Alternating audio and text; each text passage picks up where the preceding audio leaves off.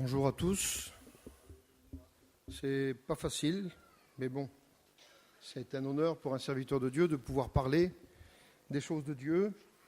Ce matin, j'aimerais m'entretenir avec vous sur une pensée que le Seigneur m'a donnée. J'ai l'impression qu'il me l'a donnée, je pense qu'il me l'a donnée.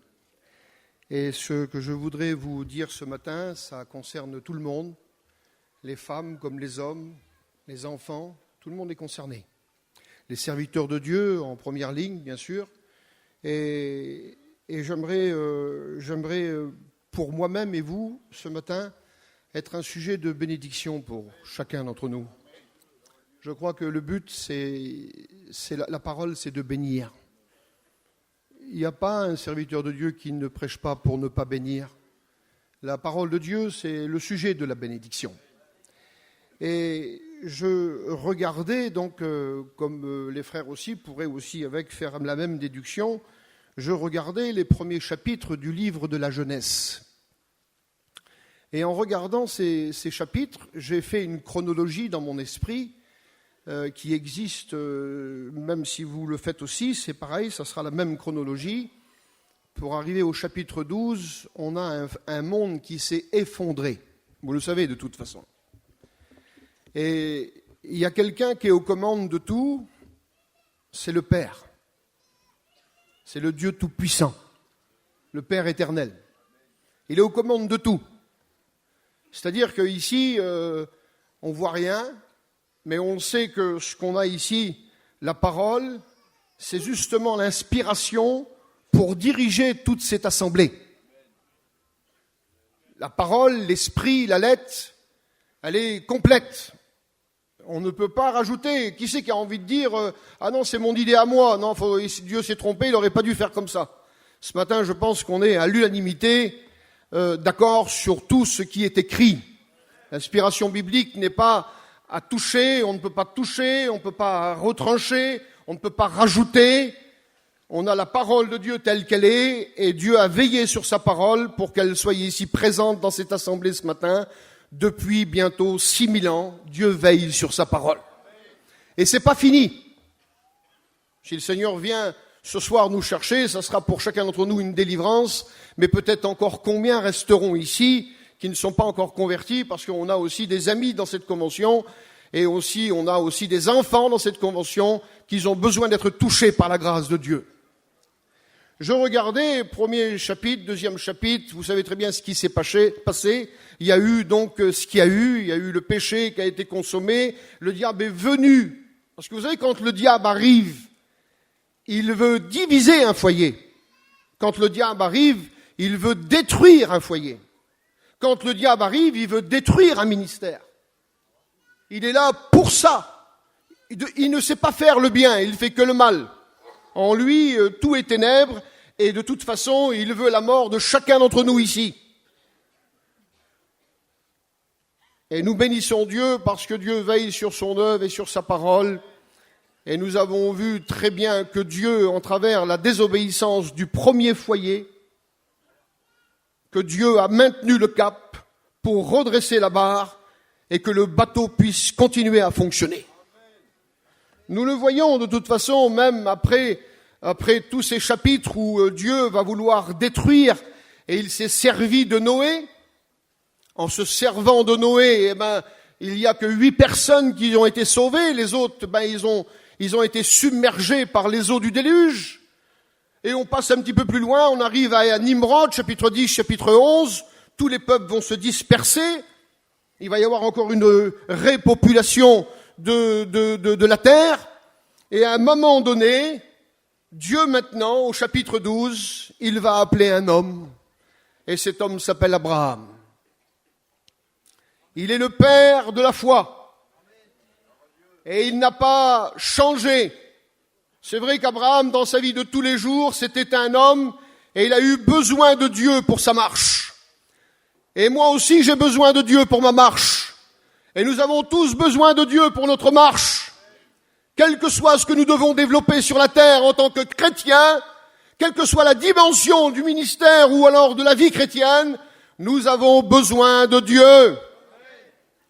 Et au chapitre 12, Dieu va appeler un homme Et le verset, il est devant moi, je vais vous le lire. L'Éternel dit à Abraham. Et ce qui m'intéresse, moi, c'est son nom, Abraham. J'ai regardé, et les serviteurs de Dieu ici le savent, que le livre de la Genèse, il est appelé, d'après les commentateurs hébreux de l'hébraïque, il est appelé le Bereshit. C'est la lettre B. Nous, dans notre connotation de l'alphabet, ça commence par A, B, C. Donc, comment se fait-il que la première lettre n'est pas mentionnée alors qu'on est à la deuxième lettre de l'alphabet hébreu? Eh bien, lorsque nous regardons toutes ces choses-là, bien sûr, il faut consulter les dictionnaires hébraïques pour regarder ça, parce que moi je ne suis pas un hébreu, je ne parle pas hébreu, je suis un occidentaux, et j'étais perdu dans mon péché alors qu'Israël était déjà avec Dieu, et que nous sommes venus à la grâce de Dieu, et nous sommes aujourd'hui ici, et vous êtes aussi avec ici. On dit que tous les rabbins, ils savent que le livre de la Genèse, ça commence avec la deuxième lettre de l'alphabet hébreu. Le B. Et le Bereshit, si vous aimez mieux, est braqué sur l'humanité. Et quand vous regardez, par exemple, à ce moment-là, le nom d'Adam, il commence avec un A, et la lettre qui est devant le D, Adam, A, c'est le Aleph. Et le Aleph, c'est Dieu. Et le Bereshit, c'est Jésus. Les rabbins ne comprennent pas que ça commence avec le Bereshit. Alors qu'en définitive, Dieu est à la base de tout. Et Dieu ne commence pas son livre avec lui, mais il le commence avec son Fils. Et quand nous regardons, pas les valeurs numériques, parce que ça ne nous intéresse pas, pour nous, bien que dans l'enseignement c'est intéressant, mais quand on regarde les valeurs numériques dans sa traduction, alors on découvre que le Aleph, c'est Dieu lui-même. Et quand nous regardons la deuxième lettre d'Abraham, c'est A, c'est Dieu, B, c'est l'homme, le Bereshit, Jésus.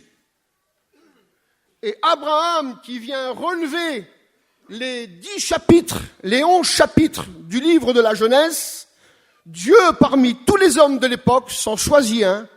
Il s'appelle Abraham, dont sa première lettre est dirigée par Dieu. Ça veut dire que les hommes qui sont appelés de Dieu et qui sont là au milieu de nous ce matin, ne parlons pas des femmes, parce que les femmes ont été appelées de Dieu pour se convertir, comme nous sommes convertis. Et j'aimerais vous parler de la cellule familiale, j'aimerais vous parler d'un foyer. Et j'aimerais vous parler du foyer d'Abraham.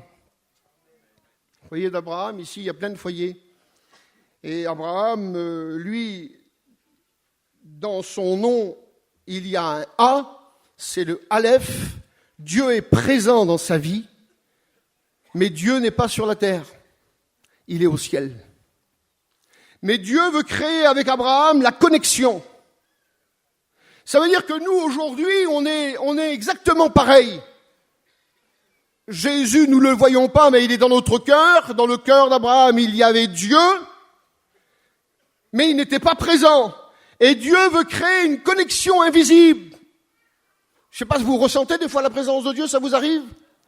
De sentir que vous êtes né de nouveau, de sentir que vous lui appartenez, de sentir que vous êtes avec lui, que vous avez été délivrés de toutes les misères que nous pouvons avoir, et que Dieu est notre Dieu, même s'il n'est pas là visiblement? Oui ou non? Dieu est notre Dieu. Et il était le Dieu d'Abraham. Et il est éternellement toujours le Dieu d'Abraham. Et quand nous regardons le B, donc le Bereshit, A, le Aleph, Dieu éternel, et Dieu veut créer une connexion à Abraham, et il l'appelle Abraham. Et en appelant Abraham, le B veut dire la maison. Abraham est le représentant de la maison de Dieu sur la terre. Donc ça veut dire qu'il est en communion avec Dieu, Mais il a tellement donné à Abraham, il a tellement transformé sa vie, il a tellement fait des choses pour lui, qu'il devient lui-même la maison, et il devient le refuge, il devient le dirigeant, il devient la vision, il devient le ciel sur la terre. Abraham devient le ciel sur la terre. Parce qu'il est en communion, il est en connexion avec Dieu.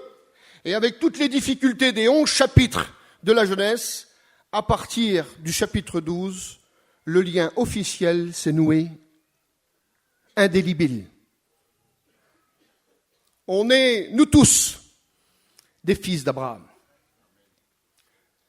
Parce que en Abraham est sorti quelque chose d'invisible, quelque chose qui n'est pas palpable, quelque chose qu'on n'arrive pas à comprendre, ce qui s'appelle la foi. Et aujourd'hui, si nous sommes ici, sauvés, sanctifiés, purifiés, lavés de nos péchés, c'est parce qu'un sacrifice un jour s'est fait, mais c'est par la foi que nous sommes sauvés. Et Abraham est notre Père à tous.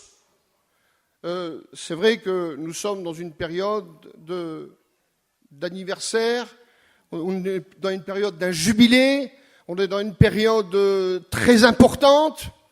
Et je me suis posé la question, depuis que je suis assis sous ce chapiteau, là, il y a quelques jours, je me suis posé la question, je me suis dit, si ce chapiteau-là pourrait parler, si les bars, l'estrade pourraient parler,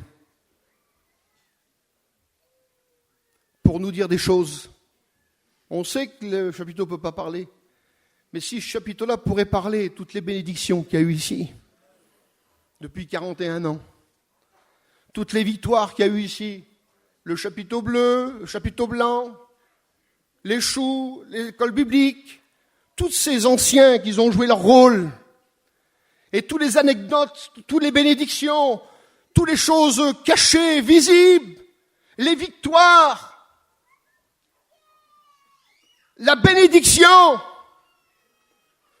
Moi, je me fais, bien sûr, fier. C'est une fierté. Moi, je ne vais pas citer de nom ce matin, mais c'est une fierté quand même d'être chrétien et d'avoir connu les conducteurs. C'est une fierté. Je bénis le Seigneur pour tous les frères. Et puis ce soir, on va avoir un bon programme aussi avec des enfants et puis des frères de leurs pères qui ont été toujours dans l'œuvre de Dieu depuis 1954, 53, 55, 56, 57. J'ai téléphoné à Ptinin. J'ai dit, Ptinin, t'as combien de ministères? 59 ans. Moi, j'ai 59 ans. Et lui, il a 59 ans de ministère. Donc ça veut dire que c'est énorme. C'est énorme. Donc on est devant une mission où Dieu a créé des pères. Et les pères ont engendré des enfants. Et nous, aujourd'hui, le cycle continue toujours, jusqu'à ce que le Seigneur revienne.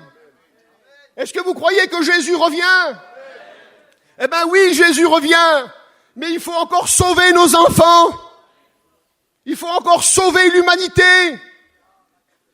Il faut encore sauver autour de nous, dans les places désignées, partout. Même s'il faut faire des réunions dans les campings pour la mère et puis pour le père, il faut faire une réunion dans le camping de cuisine. Je le dis, et là je ne veux pas jalouser, mais je le dis aussi pour encourager. Et il n'y a pas de compétition dans l'œuvre de Dieu. Mais j'ai une église dans mon cœur exemplaire. C'est l'église de Tours. Qui, elle, l'église de Tours, elle a plusieurs caravanes. Et elle tourne partout. Dans tous les terrains désignés, il y a des réunions partout. Je le dis sans me gêner, mais je le dis avec douceur, parce que je ne veux pas faire du mal à personne. Des fois, pour certains pasteurs, on n'a même pas le droit de faire une réunion vers des inconvertis.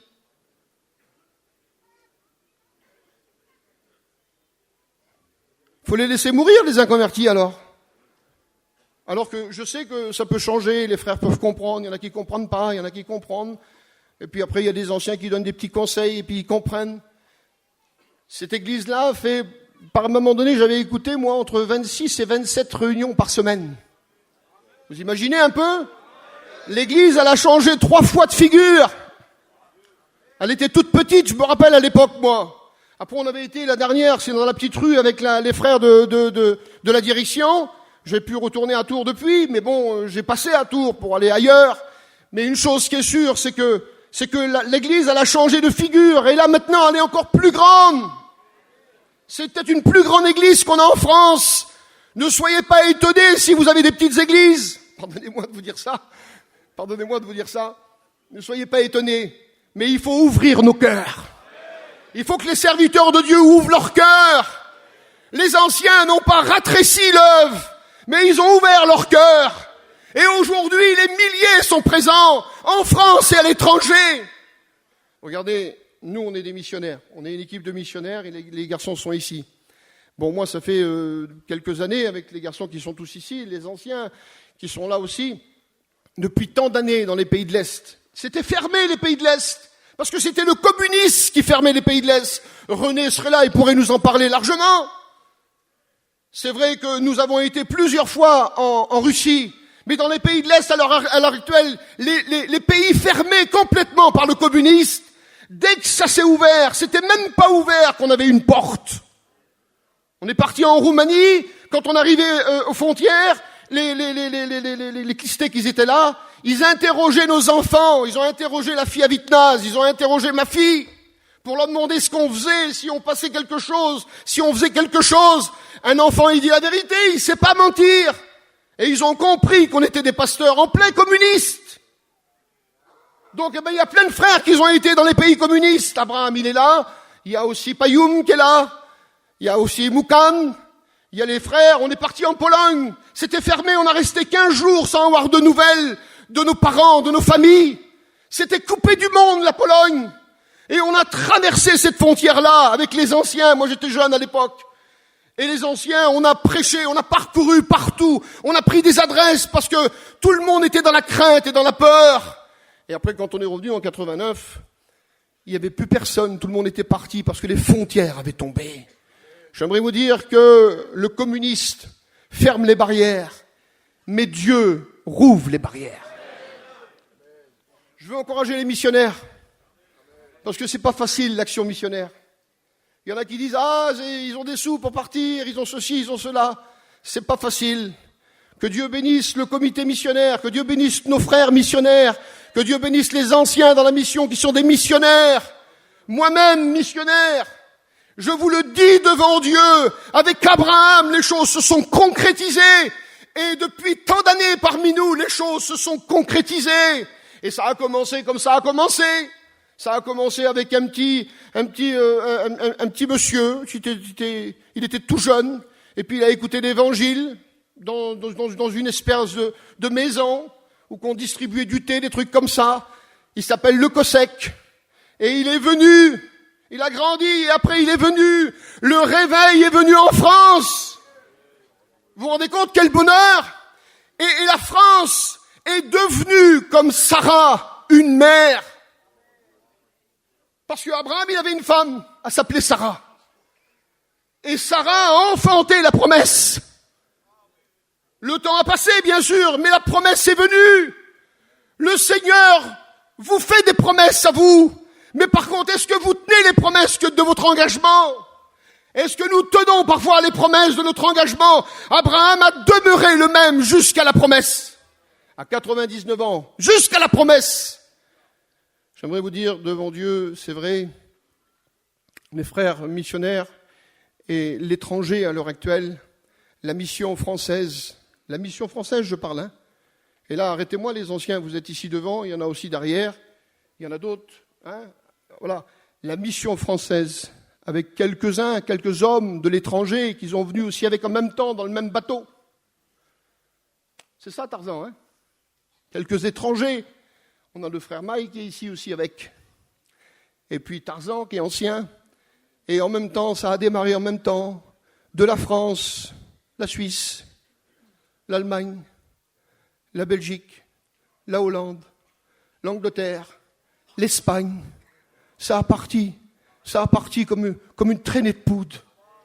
Partout, vie, lumière, à évangéliser l'Europe. Les anciens, depuis tout le temps, ont évangélisé l'Europe. Je parle comme ça parce que c'est le moment, les frères, il faut en parler.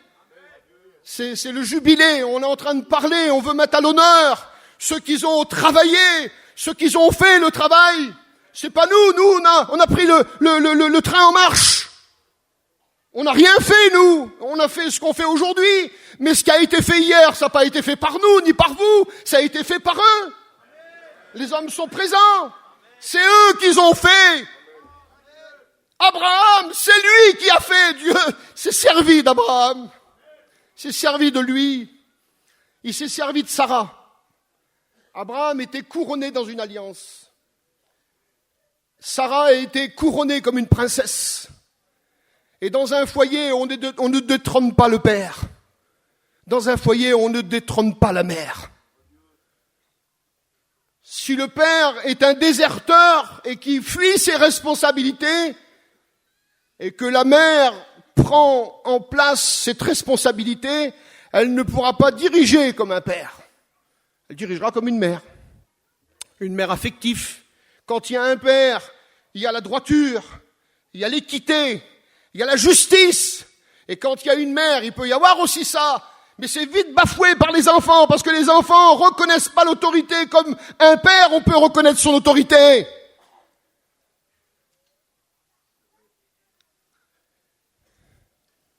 L'autorité d'Abraham n'est pas discutable. L'autorité d'un père dans un foyer n'est pas non plus discutable. Je prends Tarzan comme exemple. Tarzan, il a plein d'enfants. Et si ça aurait été ses enfants qui auraient dirigé son foyer, aujourd'hui, qu'est-ce que deviendraient les enfants? Et qu'est-ce que deviendrait le père? Parce que le père, il est indécouronnable, indéstabilisable. Le père dans une maison est indéstabilisable. J'aimerais vous dire que dans l'œuvre de Dieu, dans le socle de Dieu que nous vivons à l'heure actuelle, Abraham est indétrônable. Et en travers Abraham, on trouve tout le résumé de l'Ancien Testament. Parce que Abraham, même si la promesse était longue, il a mis au monde un enfant avec sa femme. Et cet enfant est devenu Isaac. Et de Isaac, on passe à Jacob.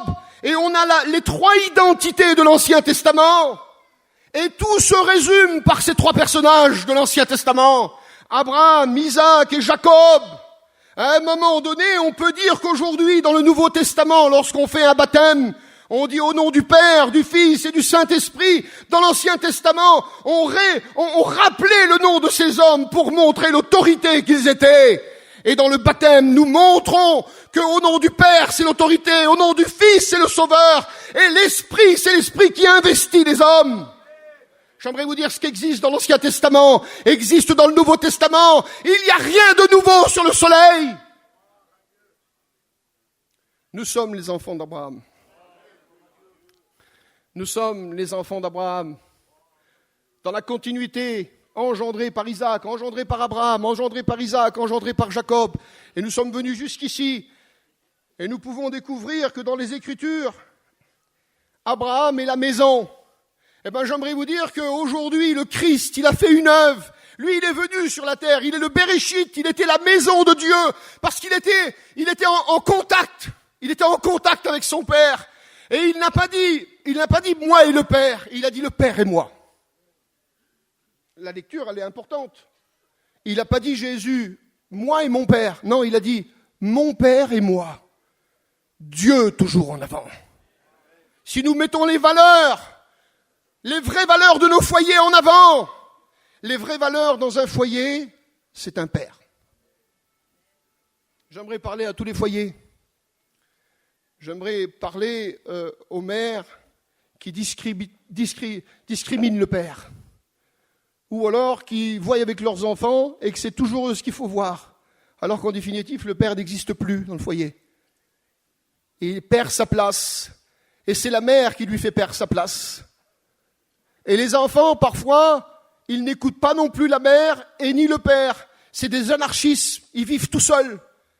Ils n'ont pas de fondement d'éducation. Ils n'ont pas de fondement d'identité.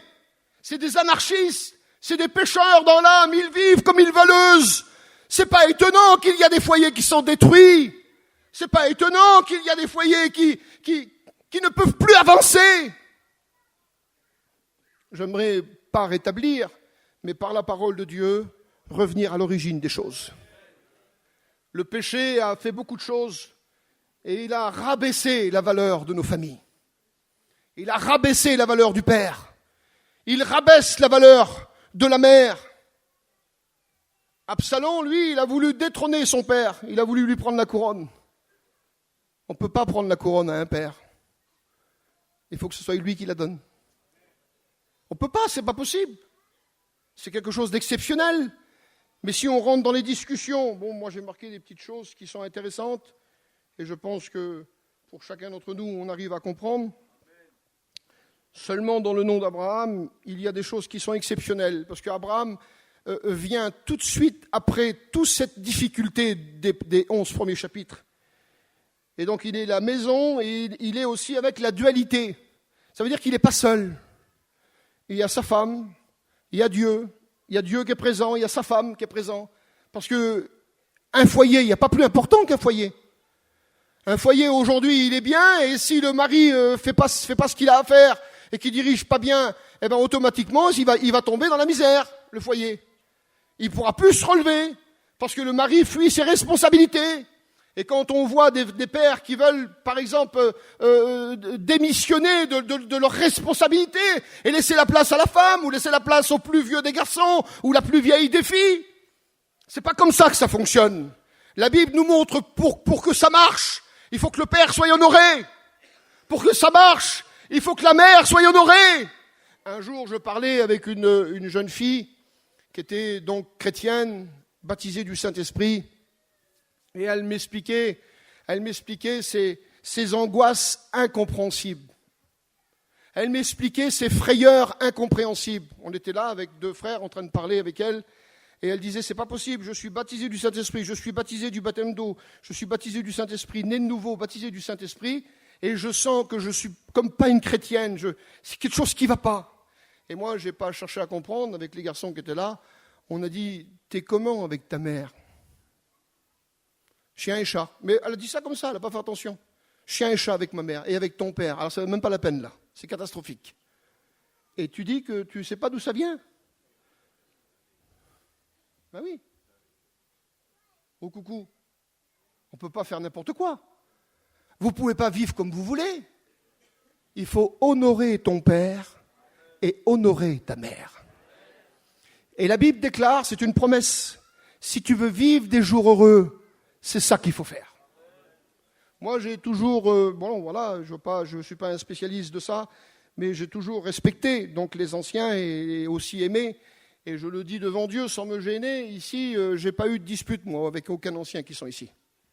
Au contraire, moi, je fais ce qu'il y a à faire. Je ne suis pas un spécialiste, mais je n'ai pas de dispute, moi, avec les anciens, parce que c'est des anciens. Et même si c'est des jeunes, je n'ai pas non plus de dispute. Ce qui compte, ce qui m'intéresse, c'est d'honorer les anciens. Pourquoi ça ne vous fait pas plaisir, vous, quand vous voyez un ancien, puis que vous lui donnez une chaise, et même si vous n'en avez pas? J'ai vu qu'il y a plein de frères qui l'ont fait, ça, ici, là. Ça se fait.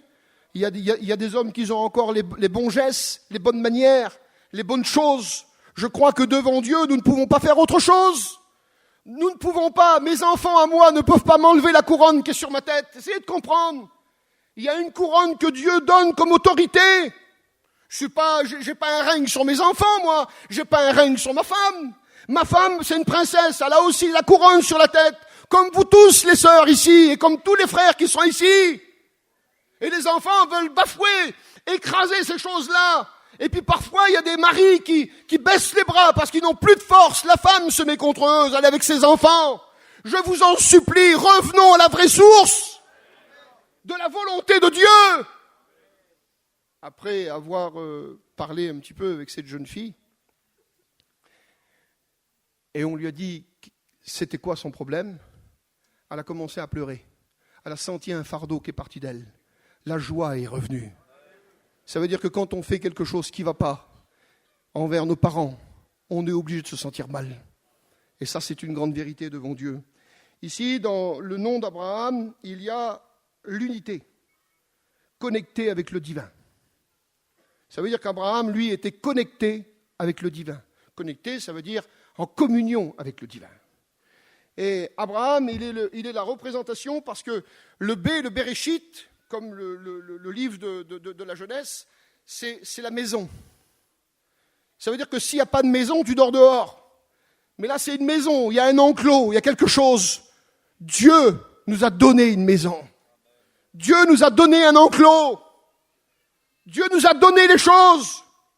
Il était une garantie. Quand il y a l'orage, une maison, c'est une garantie. Quand il y a la pluie, c'est une garantie. J'aimerais vous dire qu'un père, c'est une garantie. Une mère, c'est une garantie. Quand un enfant tombe et qu'il se fait mal, la mère est la garantie. Qui a ici, dans la douleur que l'enfant peut se faire, s'il y a la mère ou s'il y a le père, c'est une garantie, la mère ou le père, peu importe. Mais où il va aller, c'est une garantie. La troisième lettre de son nom, dans le terme hébreu, c'est le mot tête, la tête.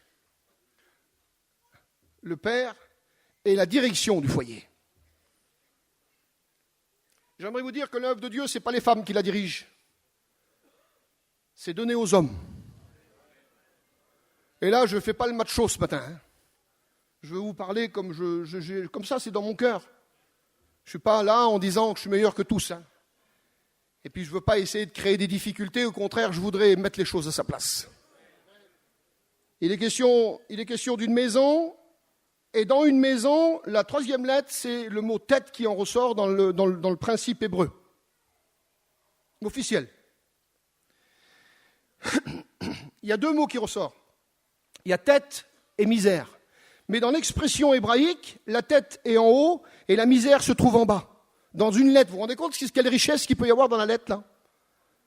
Dans la lettre R, dans la lettre A, attendez voir, dans la lettre R, Abraham, dans la lettre R, il y a le mot tête qui vient en liste de tête dans la traduction hébraïque, et on a le mot misère. Ça veut dire qu'on est le dirigeant, mais il y a la misère. Et la misère de ce monde fait que nous pouvons être contaminés.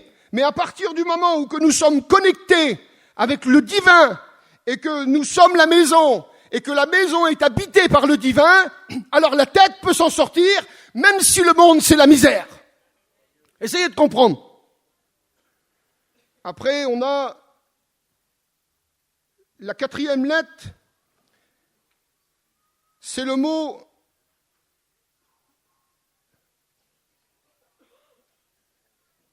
élevé.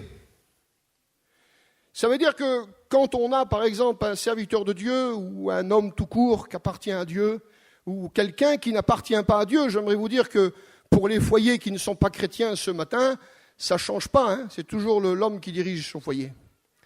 Et la femme aussi, en communion, une bonne harmonie. Et bien là, ici, on a dans la troisième lettre du nom d'Abraham, vous voyez les grandes valeurs que Dieu donne à Abraham? C'est le mot élevé. Abraham, ce n'était pas un homme qui était à terre, c'était un homme qui était élevé. Sa tête était élevée. Il était debout. Il n'était pas dans la misère. Et la quatrième lettre du mot Abraham, c'est intéressant. C'est pour vous dire que le nom est prophétique et chaque lettre sont prophétiques. Et la quatrième lettre, c'est celle-ci, et je termine avec ça. C'est source. Eau. C'est source et c'est l'eau. Et c'est le mot Messie qui en ressort. Ça veut dire que dans la quatrième lettre d'Abraham, le mot Messie se trouve dans Abraham. Et le mot Messie est dans la prononciation de la quatrième lettre, c'est source, eau, Messie. Ça veut dire que tous ceux qui sont nés de nouveau ici, vous le savez, Jésus est avec nous. Le Messie, dans l'Ancien Testament, c'était le Messie à venir. Mais le Messie est avec nous, et nous vivons avec lui, et nous marchons avec lui. Ici, si nous voulons tuer la notion de Père dans sa propre nature, le texte le dit, mais je le dis avec douceur, nous sommes devenus fous. C'est énorme. Ça veut dire que si nous tuons le texte dans sa racine, et que il n'y a pas d'honneur que nous devons avoir à nos parents, que ce soit pour le père ou que ce soit pour la mère, nous sommes en train de tuer officiellement la situation. Vous vous rendez compte un petit peu?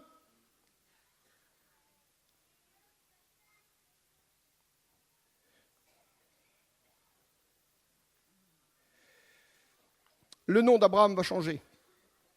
Et vous le savez, il est rajouté dedans un H et un A.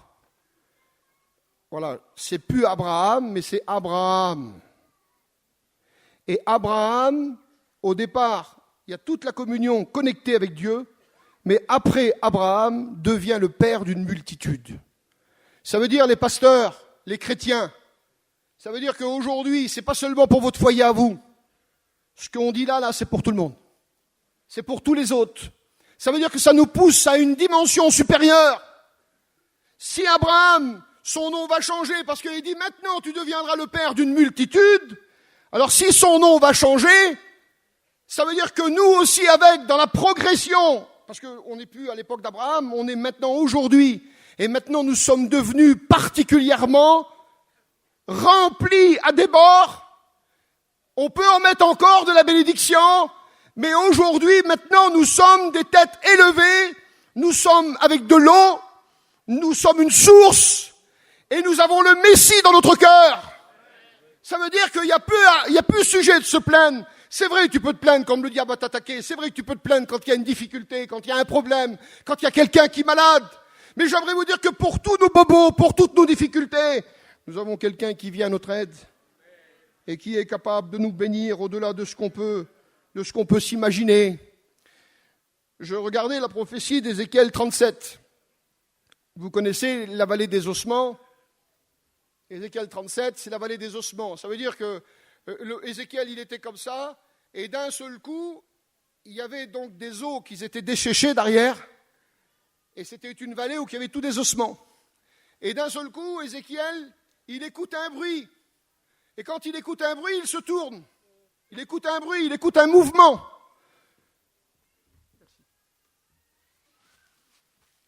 Il écoute un bruit, il écoute un mouvement. Et à partir de là, Ézéchiel est intrigué. Qu'est-ce qu'il fait? Il se tourne. Et quand il se tourne, il voit les os se rapprocher. Ensemble. Se reconnecter ensemble. Il voit aussi avec les nerfs, la peau. Il voit tout. Et cette prophétie-là, Israël aurait dû l'accomplir. Mais c'est une prophétie qui va s'accomplir officiellement dans le millénium. La réunification d'Israël. Parce qu'avant le millénium, c'est la douleur des 3 ans et demi. Mais ici, avec tous les os qui se mettent ensemble, le seul personnage qui a pu représenter ce squelette qui se reformait, avec les os, avec la peau, avec les nerfs, et lui manquait l'esprit en lui, le seul personnage qui l'a représenté, parce que les os se sont rassemblés ensemble et ils ont formé un peuple. Le seul qui l'a représenté, c'est Jésus à la croix.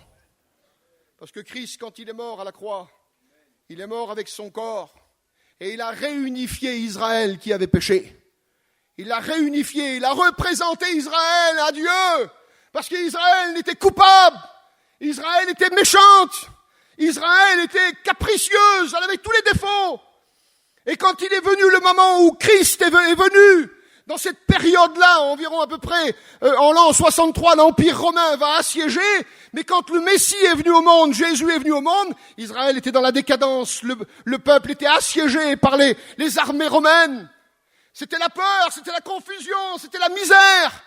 Eh ben, Christ, là, il n'y avait plus moyen de pouvoir s'en sortir, et pourtant le Seigneur a prêché, il a parlé des béatitudes, il a parlé de Matthieu chapitre 13, il a parlé de tout.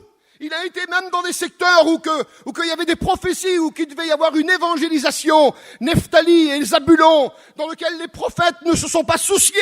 Jésus, ça a été son champ de manœuvre. Il a été vers les plus déshérités, où la prophétie prévoyait quelque chose et que les prophètes n'ont pas écouté. J'aimerais vous dire que Christ pense à tout le monde. Et ce matin, il n'y a personne qui est oublié. Et quand Christ est mort à la croix, il a réunifié devant Dieu. Il a réunifié Israël. Il est mort en croix.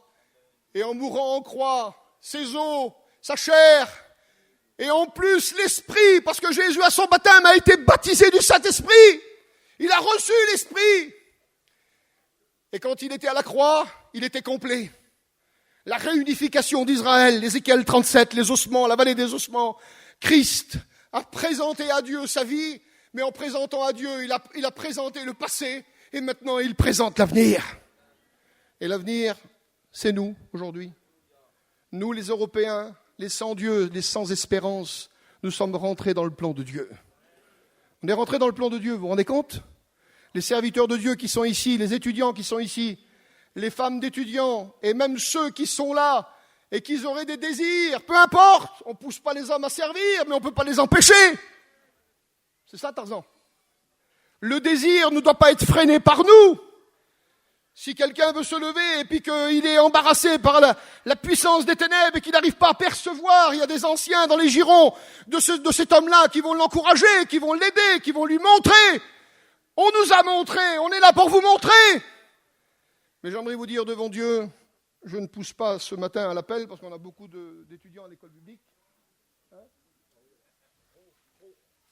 On a trop d'étudiants à l'école biblique. Mais bon, le diapason du verset et nous, ce qu'on voit, c'est tout à fait différent. Parce que le verset, lui, il n'y a pas de quota. Tandis que nous, on est obligé, on est restreint. On est restreint à l'école biblique, il n'y a pas beaucoup de place. Et ça fait aussi avec de l'encombrement, tout ça. Mais j'aimerais vous dire qu'aujourd'hui, on est concerné dans l'œuvre de Dieu. On n'est pas rejeté. On est à la page du jour. Et quand on regarde, par exemple, Ézéchiel 37 au niveau de la vallée des ossements, je vais arrêter et je vous dis les derniers mots. Moi, j'ai regardé Ézéchiel 47. Ézéchiel 37, la vallée des ossements, l'accomplissement en Christ à la croix. Il a réunifié tous ces ossements en son corps. Il est le représentant du passé. Il est le représentant du présent et de l'avenir. Parce qu'il est la maison, la tête, il est élevé, il est la lettre muette, le texte dit. La 5e lettre, la 4e lettre dit qu'il est la lettre muette. Et en plus de ça, il est la source, il est l'eau et il est le Messie. Ça veut dire qu'en Abraham, il y a tout ça. C'était réservé pour Abraham, ça, mais c'est la prophétie du prolongement du ministère. Que Christ va venir, il vient dans cette lignée-là.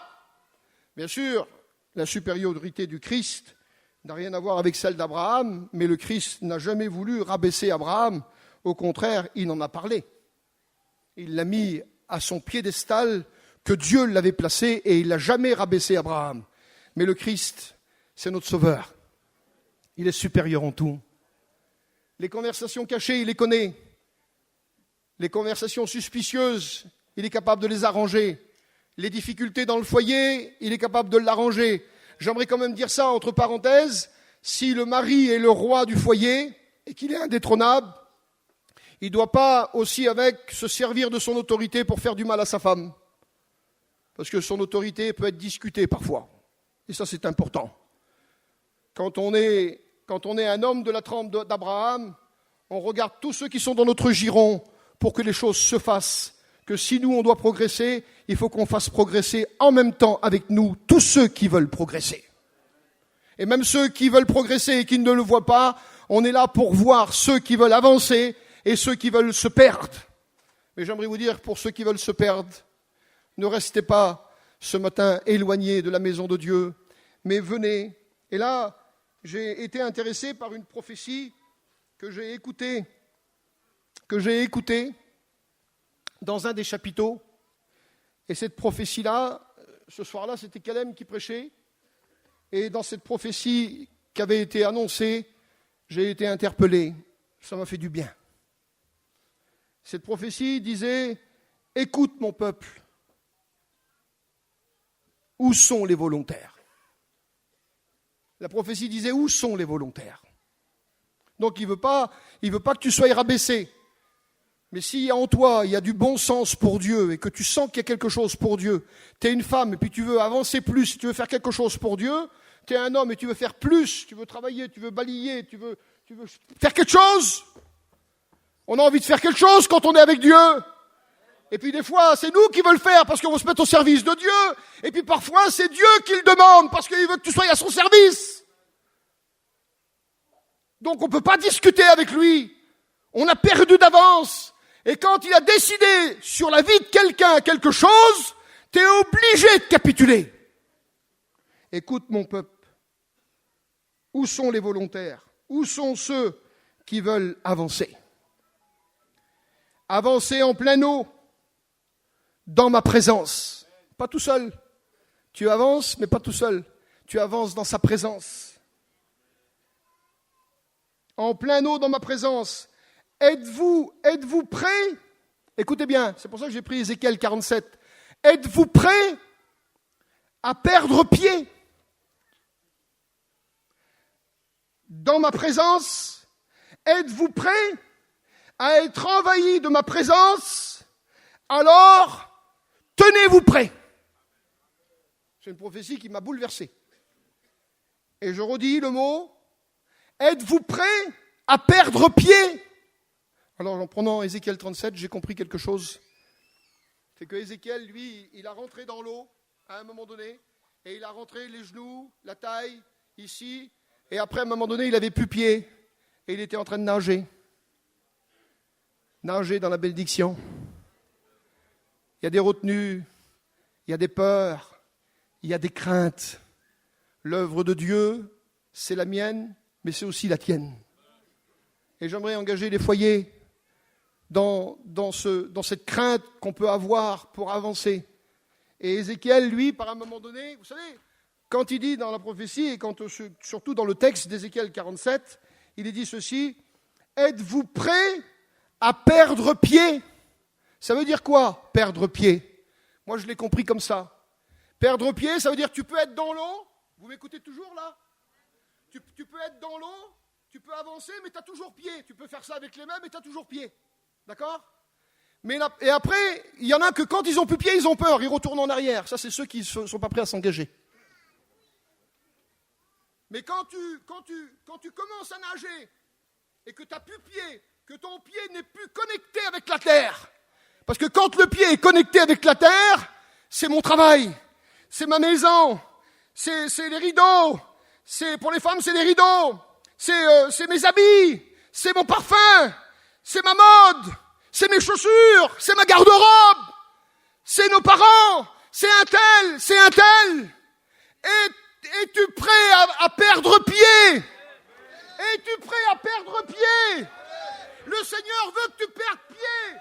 Parce que quand tu es sur la terre encore, même si tu es dans l'eau, tu peux nager à quelle bonne chrétienne, à quel bon chrétien, à quel bon pasteur, mais il n'a pas perdu pied parce qu'il est encore attaché à la terre.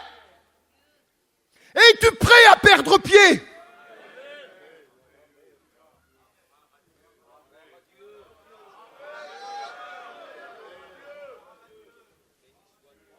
Il y en a qui leur faut trop de garanties. Alors Dieu n'est pas Dieu.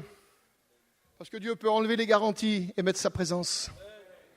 Parce que ce qui compte pour faire l'œuvre de Dieu, ce n'est pas les garanties, c'est sa présence. Et cette eau était le symbole de la parole. Le symbole de la parole. La parole, elle est là. Et tout ce que tu reçois vient de ça. Par son esprit, c'est rivé en toi.